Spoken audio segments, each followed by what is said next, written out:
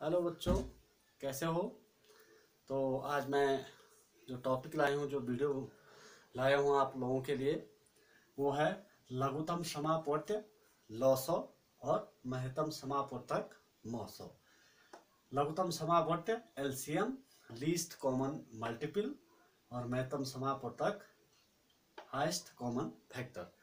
इससे पहले लॉसो और मौसो से पहले हमको बच्चों समझना होगा कि समापवर्त्य अपवर्त्य क्या होते हैं और समापवर्तक और अपवर्तक क्या होते हैं।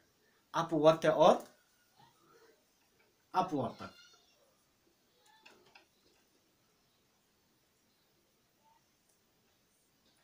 अपवर्त्य और अपवर्तक, क्योंकि अपवर्त्य लॉसों में आएंगे, लघुत्तम समापवर्त्य, और अपवर्तक किसमें आएंगे, महत्तम समापवर्तक अपवर्तक। अपवर्त्य होते हैं, अपवर्त्य को हम गुणज भी बोलते हैं। क्या बोलते हैं बच्चों, गुणज। जैसे जैसे हम दो के हमने अपवर्त्य निकालने हैं, दो के अपवर्त्य होंगे, दो के गुणज मतलब दो, दो का पहाड़ा, अपवर्त्य मीन्स गुणज मतलब पहाड़े। 2 4 6 8 10 या 2 दूनी 4 2 3 6 2 मतलब ये पहाड़े होते हैं अपवर्त्य। किसी का भी निकाल सकते हैं, 6 के अपवर्त्य निकालने हैं तो 6 12 18 24 और आगे पहाड़े वो होते रहेंगे। अभी मैं अपवर्त्य और अपवर्तक समझा रहा हूँ। अब अपवर्तक होते हैं, इनको बोलते हैं गुणनखंड। सपोज मैंने 2 के अपवर्तक निकालने, तो 2 में किस किस का भाग जाएगा, एक तो 1 का जाता है और एक 2 का। ये हो गए हमारे अपवर्तक। और दूसरा एग्जाम्पल ले लेते हैं, 8 के मैंने अपवर्तक निकालने हैं, तो 8 के अपवर्तक हो गए 2, 2 का भाग, ये 1 का भाग भी जाता है, 1 2 का भाग भी जाएगा, 2 चौको 8, 3 का नहीं जाएगा, 4 का, और उसके बाद सीधे 8 का, 5 का नहीं जाएगा, 6 का नहीं जाएगा और 8 का जाएगा। तो अपवर्तक वे होते हैं जो जिन संख्याओं का भाग जो है इन संख्याओं में चले जाए वो अपवर्तक होते हैं, और अपवर्त्य होते हैं गुणज। अब हमारा ये क्लियर हो गया अपवर्त्य और अपवर्तक। अपवर्त्य मीन्स मल्टीपल, जिससे ऐसे इससे ही लग रहा है कि एलसीएम से देखो, लीस्ट कॉमन मल्टीपल, मल्टीपल माने गुणज। और अपवर्तक होते हैं एचसीएफ मौसों के लिए, महत्तम समापवर्तक, हाईएस्ट कॉमन फैक्टर। फैक्टर है ये, अपवर्तक में ये फैक्टर है। अब देखते हैं हम लॉसो, लॉसो को देखते हैं हम। लॉसो, सपोज हमने 6 और 8 का लॉसो निकालना है, तो हमें 6 के पहले अपवर्त्य लिखने पड़ेंगे और 8 के अपवर्त्य लिखने पड़े। अपवर्त्य मीन्स गुणज लिखने पड़ेंगे, उनके मल्टीपल लिखने पड़ेंगे। तो 6 के क्या क्या आएंगे अपवर्त्य, 6 के अपवर्त्य 6 12 और 18 24 ऐसे आते रहेंगे। 8 के आएंगे 8 16 8 3 24 8 चौको 32 और ये आते रहेंगे। तो अब देखिए बच्चों, इसमें क्या है, हमने 6 के अपवर्त्य लिख दिए और 8 के क्या लिख दिए, अपवर्त्य लिख दिए। अब देखिए इनके जो है लॉसो का मतलब लीस्ट कॉमन मल्टीपल, लघुत्तम समापवर्त्य। लघुत्तम समापवर्त्य मतलब लघुत्तम मतलब सबसे छोटा समापवर्त्य कौन सा है जो मिल रहा है इनके पारे में, दोनों के पारे में, 6 और 8 के पारे में सबसे पहला सबसे छोटा लघुत्तम मतलब छोटा अपवर्त्य कौन सा मिल रहा है दोनों के पारे में, तो 24 मिल रहा है। तो ये हो गया 24, क्या हो गया, ये समान अपवर्त्य हो गया, समापवर्त्य। इसको क्या बोलेंगे हम, समापवर्त्य। ये जो है लघुत्तम समापवर्त्य, लघुत्तम मतलब सबसे छोटा समान अपवर्त्य है दोनों में। तो जहाँ पे दोनों का पारा पहली बार जो है सबसे जल्दी मिलेगा, वहां पे हम क्या करेंगे, वो उन संख्याओं का लॉसो हो जाएगा।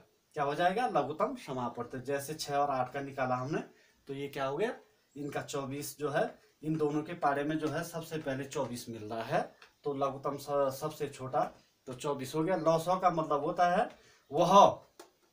वह छोटी से छोटी संख्या, मीन्स जो हमारा लॉसा है वह छोटी से छोटी संख्या जो दी गई संख्याओं के द्वारा पूरी पूरी विभाजित हो। दी गई संख्या मतलब जिनका निकाल रहे हैं हम 6 और 8 का।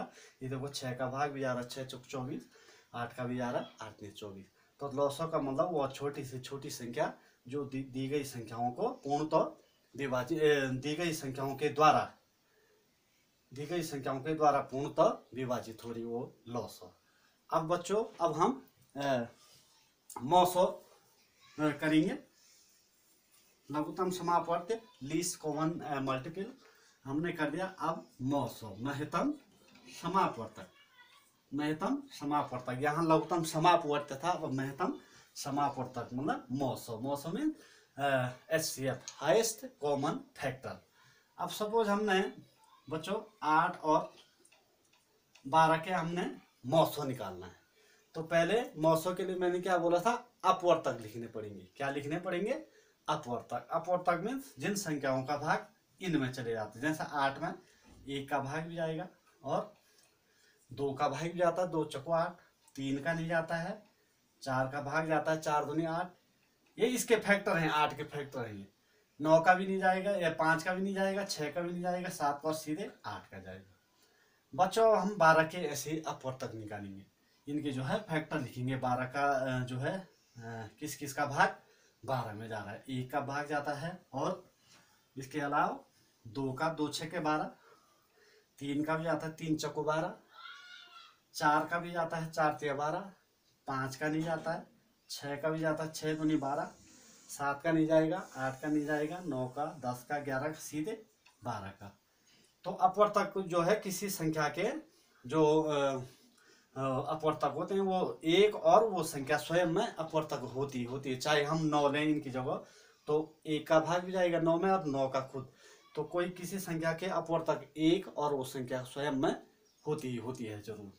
तो अब हम इसका जो है मौसो निकालेंगे। मौसो मीन्स पहले इनके जो है हम समापवर्तक निकालेंगे। बच्चों समापवर्तक मीन्स इनमें समान अपवर्तक कौन कौन है। समान दोनों में 1 है, 2 है और कौन कौन है 4 है इनमें। तो इनके जो क्या हो गए, ये समान अपवर्तक हैं 1 2 4। ये हो गए समापवर्तक मीन्स पहले हमने अपवर्तक निकाले, अब इन दोनों में हमने समापवर्तक निकाले जो दोनों में समान अपवर्तक हैं। अब इनका मौसो निकालेंगे। मौसो मीन्स महत्तम समापवर्तक।